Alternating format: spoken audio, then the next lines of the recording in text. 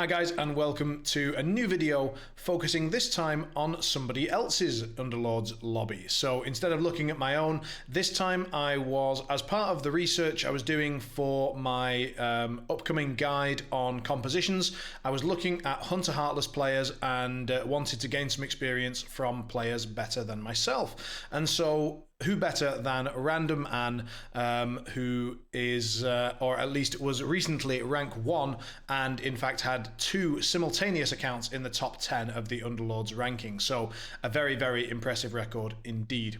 So in this video, I'm going to be looking at a VOD of one of her lobbies. I've pumped it up to 2 times speed so that we can move through and analyze quickly. And I'm going to be speaking over the top. I'm going to have it muted from her side, and we're just going to be looking at things which I think are worth noting, and maybe things which I can learn from her and maybe try to improve on. And of course, you guys can hopefully benefit from that as well. So I hope you enjoy it. It's a new idea. I don't know if it will work, but let's dive in and find out together. See you soon.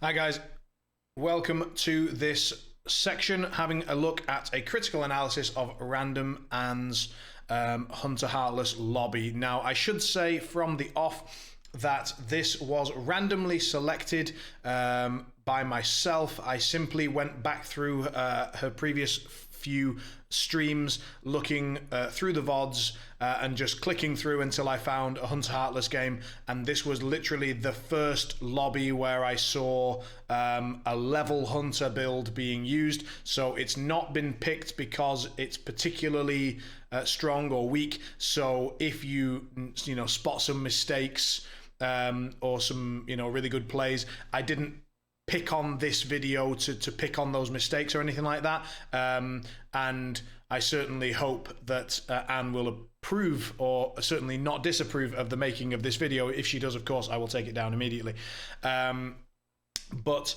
So this isn't designed to be a showcase of her best ever lobby or anything like that, and I'm not using, as I said, her video will be muted.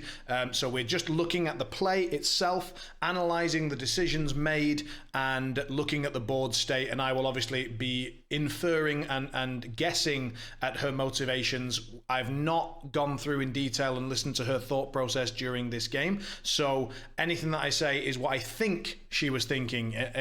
It's not, don't blame her, blame me, is what I'm saying. Right, let's get into the game. As I said, this will be on 2 times speed so that we can move through reasonably quickly. So occasionally, obviously, I'll struggle to keep up, but most of the time, I think it will get us through, and maybe we'll get more from it. Let's jump right in. So here we have the early game, an easy decision, 5-1 costs, and we've got the 2 Heartless there. So Shadow Demon fairly good early on. Again, apologies that Anne does choose to play, or maybe doesn't choose to. She plays on very, very low graphics settings. I know that some players find that offensive, but I imagine it's just that she's not got a computer strong enough to run it, and I'd rather be able to see the streams than not. So I, for one, am glad that she's streaming, even if it is the low graphics. All right, let's have a look. So immediate click through, and a claymore pick. So pretty much only, I imagine, either she's fucking about, or that's only good on very high attack speed characters like Wind Ranger, Viper, Drow Ranger, Mirana. We'll see. So in the early game, she's basically getting the shamans in there. That's fair. You're not gonna, if you get the shamans, you're not gonna not run them, right? You've got the chance to win streak. We're holding on to the 1-cost assassins, the 1-cost Heartless, and the Wind Ranger. So we've got basically shaman, savage, and then all of a sudden in this shot we just immediately hit into the Pudge and Vengeful, so that's very tempting. Along with that, Magnus is obviously tempting for the 2-star, and there we go. So at the moment, Hunter Heartless, Shaman Savage, and Assassins open to us, though the Assassins are not looking good unless they hit the shop almost immediately. One thing you'll notice is that, at least I believe, Anna is looking at the scoreboard certainly more often than I do. So she is paying a little bit more attention like that. She does that more often than I do, and it's something that I definitely think I need to work on and do more. So here she's dropping out of the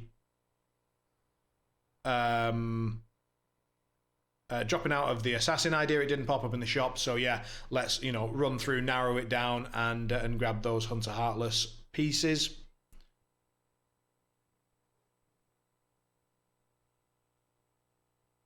Interesting that she re-rolled the halberd there, so must have been rolling hard for barricades, which makes sense. They're just so strong.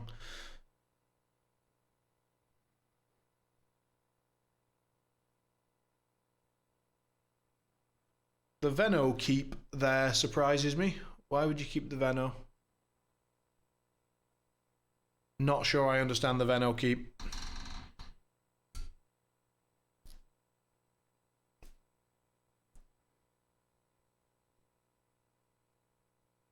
So Drow Ranger shows up and must be happy about that. And then there's Luna and an Anti-Mage 2-star. So Anti-Mage 2-star, rather good in the very early game. I don't love him much after that, but in the first 10 rounds or so, an AM 2-star can be a nice thing to have. And again, he's got a reasonably fast attack speed, so takes advantage of the Claymore a little bit.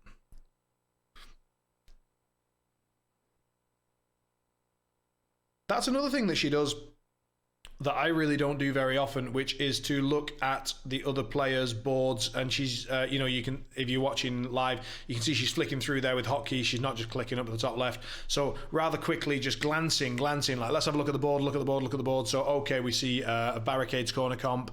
We see, a guy going Spirit Mage. We got this guy with a Pudge. There's a guy with a Breaker. Okay, I need to make sure that I've got my corner positioning sorted out. Things like that. Now, again, obviously, I'm inferring her thought process, but what's clear is that she is looking much more actively than I do at opponents' boards, even in the early game. I do it in the late game because, of course, there it's vital, but she's doing it even in round 7. That was, having a flick through the opponent's boards. So that's an interesting thing and something I haven't really seen the value in so far, because I've felt that when 8 players are still in the lobby, I spend so much time flicking through 7 other boards and trying to figure out what's going on, that I probably end up confusing myself or wasting time or missing time to think about my composition, which doesn't bring me enough benefit from just having a glance at the 7 other boards. But maybe as I become more comfortable and have that extra mental capacity, I can use some of it on maybe scouting my enemies' boards a little bit more closely.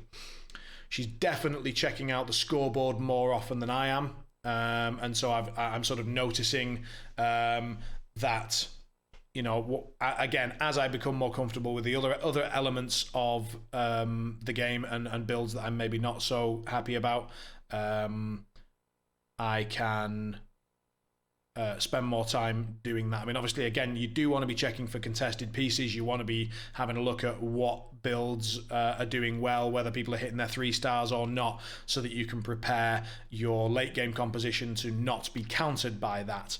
But again, I think this is one of those things where it's not something that I'm not doing, it's just something that she's doing more. Another interesting little overflow technique here is that in addition to the overflowing that I do, so sort of, that most people do, so clearing the shop and then selling afterwards, she's also then using any gold that she had above 30 to stockpile 2 cost pieces. She's just got rid of them now, but she was doing that in order to maximize her chances of finding Wind Ranger, finding Pudge, and making sure she got that very important Wind Ranger 2-star before she levels out of range of the Wind Ranger. Once you get into sort of level 9 and 10, Wind Ranger suddenly becomes really hard to find. Luna as well, was a 2-star in this build. We will notice from the level hunters, or from the Hunter Heartless point of view, that her focus is very much not on Terrorblade. In fact, she's now thrown in this sort of what is often a splash Luna, but now is becoming more and more a key part of the build, because it gives you that 4 vigilant. Once you find Mirana, then the usual Drow and Wind Ranger composition plus Mirana gives you 3 vigilant, and if you actually already grabbed hold of a Luna, you've suddenly got 4 vigilant on the board, and you can have, as we see, 4 Heartless, 3 Hunters, and 4 Vigilance. But that means that you don't necessarily have space to fit in the Terrorblade early on, because you don't have an additional slot, so you'd either have to give up the Vigilant, the Hunter, or the Heartless, namely one of your other Hunters or the Heartless, in order to get Terrorblade in. And her composition and her idea, especially using Enthrall and Essex, now she hasn't hit the barricades, but was obviously rolling down hard trying to do so. So it is still a corner composition Hunter Heartless, and she really wants to focus on those ranged pieces. And since the only melee piece in the build is Pudge, she doesn't want him.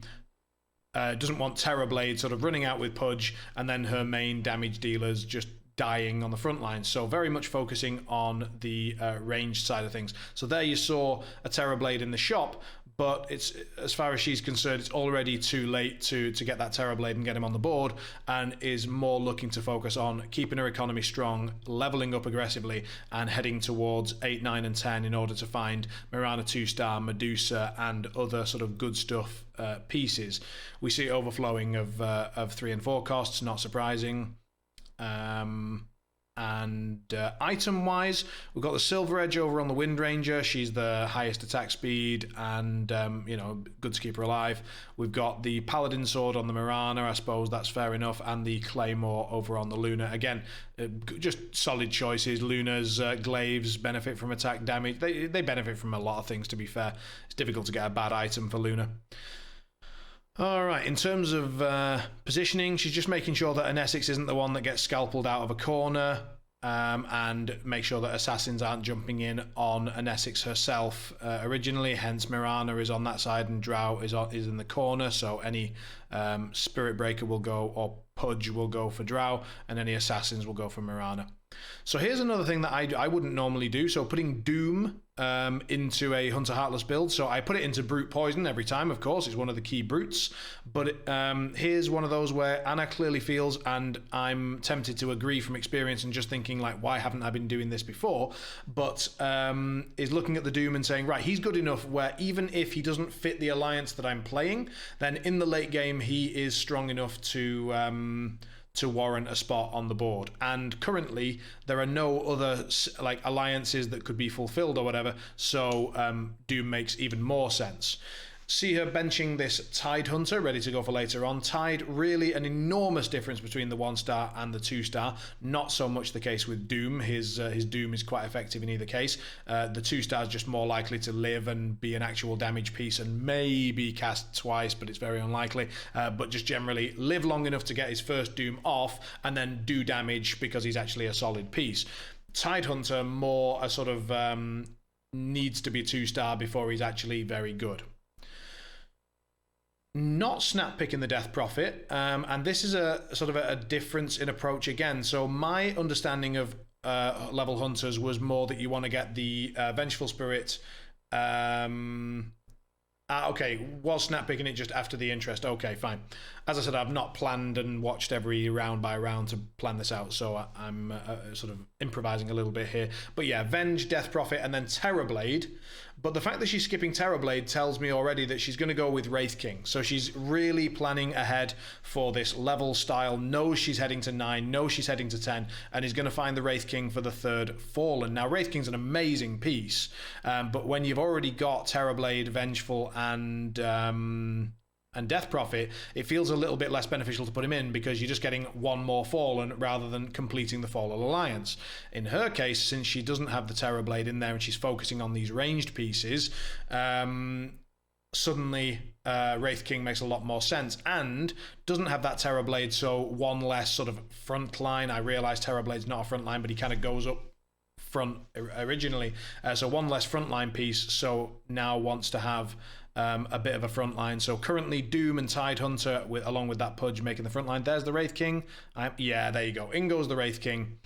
and so in go the 3 Fallen. So the focus now, 4 Heartless, 3 Hunters, 3 Fallen, and 4 Vigilant. Still keeping those 4 Vigilant on. No reason to get rid of Luna. She's an excellent Mask of Madness holder, and the Mask of Madness then has a real upgraded potential in the Troll Warlord. So in this build, you are generally looking to go to 10, get enough spaces to put 2 Trolls on in addition to the rest of it. And you would be willing to give up the Luna for the 4 Vigilant, and then your 10th hero would be the 2nd Troll. Cadence Blade in anticipation of the Medusa, but obviously several decent high attack speed pieces already on board, ready to take advantage of the Cadence. So I like the Cadence there, and obviously she's already got to 9, so he's very much hoping for some tier 5s to show up. The build very, very reliant on a great number of tier 5s being useful. So Medusa is absolutely ideal, Troll Warlord absolutely ideal, Wraith King key and an unbelievably strong piece at 2 stars, etc, etc. So already at 9, now going to build the economy back up, I imagine, straight to 30, grab that Tidehunter because the 2-star, as I said, vital, and then try to head up towards more tier 5 pieces, and of course try to 2-star the Mirana and Tidehunter. Mirana, it's not necessary to get her to 2-star, where with Tidehunter it kind of is, but obviously she's an incredibly strong 2-star and benefits very nicely from most of the alliances that are on board here. So she can also be an excellent corner piece, can sucker away some assassin shots, can sucker away things like a Spirit Breaker Charge, a Spectre Dagger, etc. Still holding on to this Doom. I'm a little bit surprised. I don't think the Doom is likely to be coming back onto... And there goes the Doom. Okay. I was thinking, like, when are you putting this Doom back in? Because really, you're looking for the Troll Warlord here. You're looking for the Medusa. When you find the Medusa, I presume we're replacing the Wind Ranger, or are you ever going down to 2 Heartless here? I wonder which way she'll go with this, and this is one of the reasons why I wanted to have a look at this and her style of playing it. So far, none of this has surprised me massively, aside from the lack of Terrorblade and the immediate sort of pre-planning to go straight to Wraith King. I tend to I'm very happy if I find Wraith King, but I'm not planning on hitting him, where it looks like she's most definitely planning on picking up the Wraith King as a pre-set up part of the build. And I assume that it's very much a pre-set up part of the build to find Medusa and Troll Warlord as well. So the fact that she's found none of the 3 might suggest why she's having a bit of trouble now in this stage, where people are starting to complete their builds and she is not. Interesting. Rolled straight past the Radiance. Didn't think it was worth slapping that on, and just go straight for the Vlads. So I wonder whether she was rolling for the Vlads or whether she was just not happy enough with Radiance and whatever the other option was there. I'm always very tempted by a Radiance. Again, she's definitely checking the scoreboard a little bit more than I do, and reminding me that I'm maybe being a little bit too laissez-faire with checking my opponents, but she hasn't been checking the opponent's boards as much, so I thought maybe that was something she did regularly. We saw in that early round, I mentioned it, that she was flicking through the opponent's boards using the hotkeys, and in this case, sort of hasn't done that much throughout the rest of the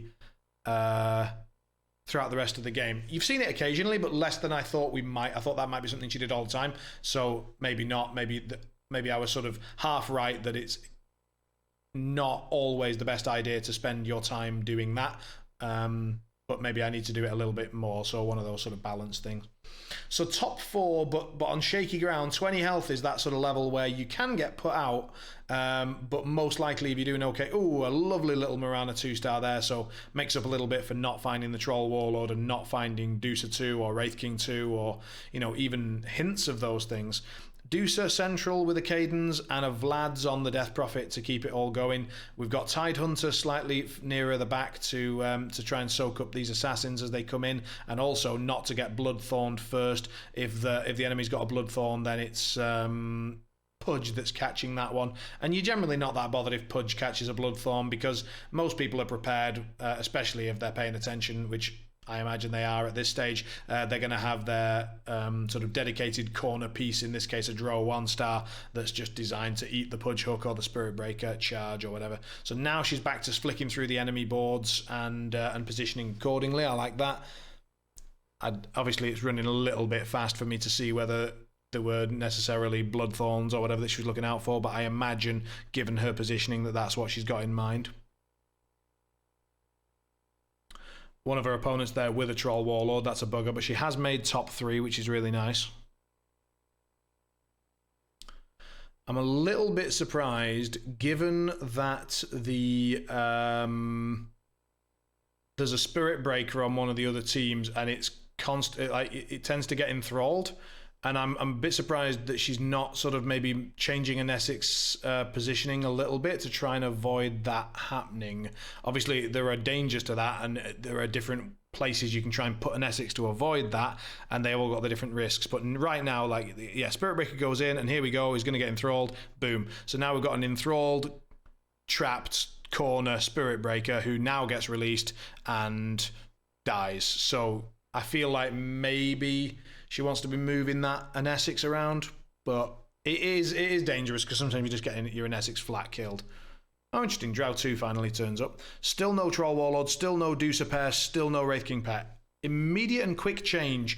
Worth noting that if you're losing, we're now down to the one-on-one stage, so you can very purposefully target your board at another player's board. If you are losing and you're not sure what to do, if you don't think you're going to be able to hit any 2-stars, you don't think you're going to be able to make any significant changes to your board state, one thing that I would say is always worth a try, because why not, is just switch sides. You can keep your exact positioning, just mirror it on the other side, and preferably do that in the last few seconds of the round. Make sure that you've got time to do it like that. She did it and finished just the second before the round changed. So first of all, if you've got the time, go into sandbox mode and practice doing it. So like, just get a little timer on your phone and just go bang, and then try and change your entire setup. Try and change a 10 hero setup from one side to the other. See how many seconds that takes you. A, try and get that time down a little bit so that you can do it faster. And B, make sure that you start doing that as close to the timer as you possibly can, because your opponent should be doing what she's doing here, which is watching the opponent, watching to see if he makes any changes, and at the last second, trying to change everything from her side so that he doesn't have time to react. You don't want to give your opponent time to react to your changes, and especially as a streamer, when she knows that she's probably being sniped and that everything she says and does is being monitored. I know the feeling. Like, last second changes have to be even faster. Goes for the Bloodthorn there. Second Bloodthorn, interesting choice, but I think it's very much warranted. Now a Wraith King pair, but still no Troll Warlord 2, still no Deucer 2, just that Wraith King 2, and it is really, really hairy here. And now we're seeing a couple of last second changes. There goes the Essex. So we do see an Essex change that is targeting the Spirit Breaker. So we should see the Spirit Breaker go bottom left corner, and then a different enthrall. Sadly, it was sort of jibaited into the Shaman creep instead, and we see a second place finish. Okay, second place. I was expecting her to win that lobby, but I think had the Troll Warlord shown up and she was able to get the Troll benefit in there, and had she hit those barricades in the early game, which she did roll for, I think that would have been probably a first place finish. But a nice attempt to deal with the Spirit Breaker by moving an Essex into the corner there. It might look a bit mad, because it's like, what, you're just putting your enthrall and Essex out in the corner on her own. Yes, because you know exactly what your opponent's board is. You know that nothing's going to go and target her except maybe, like the jumping Shaman boar or whatever. And often that's a good thing. Like, just soak up a little bit of damage on her. She's not going to die from it, probably. And you know that's damage that isn't focused on your other pieces. The problem was that it was the Shaman boar that went in, and it actually did end up getting enthralled. And that, first of all, drew her team's fire away from where it wanted to be. It changed the focus in a bad way, and it did avoided the Spirit Breaker enthrall, but it ended up being almost worse, I would say. But it was a nice try. I like that. I like the thought. Again, it's not something I wouldn't have thought about putting her in the opposite corner to my composition. I was thinking maybe you'd move her to a different square within that composition, but you just flat switched it to the other side. That's a cool idea. I haven't seen that before. So conclusions about this game then, and this approach to level hunters from a player that is, as I say, clearly better than myself in all regards. So lack of focus on Terrorblade. My assumption, again, it's only an assumption, is that that's because Terrorblade is really, really poor at 1-star, so you need a 2-star, and even if you've got a 2-star, then at a certain stage in the late game, he sort of runs ahead of your composition, and then even when he transforms, he's just going to die. So you either need to commit to a 3-star Terrorblade, which goes against the fundamental idea of a level build, because if you want to level up to 10, you do not have time to sit around at 7 and roll for three-tier 3-stars. And so dropping the Terrorblade opens up this sort of dedicated track towards Wraith King. And I assume that the idea is that either you find the Wraith King early and complete the Fallen, or you find the Troll Warlord early and you add the Trolls in, or so you see that you're sort of opening up, even though it sounds risky to rely on a Wraith King, you're not really relying on the Wraith King. You're relying on the Wraith King or the Troll Warlord or the Medusa or the Veno Tide, four-scaled if it's a mage spirit that you're against. You're as with all level builds, you're opening up options. And so that's a really interesting idea. I'm used to doing that in Brute Poison. I'm quite comfortable with it. I wasn't comfortable with it in Level Hunters. I can see how it works now, and I think that's almost certainly better than the version that I was using, which relies so much on hitting the barricades and target dummy and trying to trap your Terrorblade in with positioning and so on. I think if you're not reliant on Terrorblade and you find ways to try and slot in a Luna for the 4th Vigilant, then it could be cool. And with the barricades, I think that would get all the more strong on board.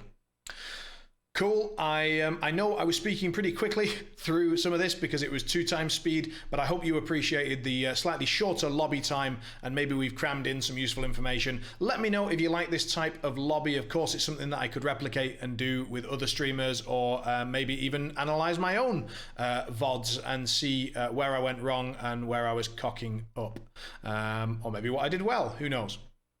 Thank you all so much for joining, and I'll see you for the next one.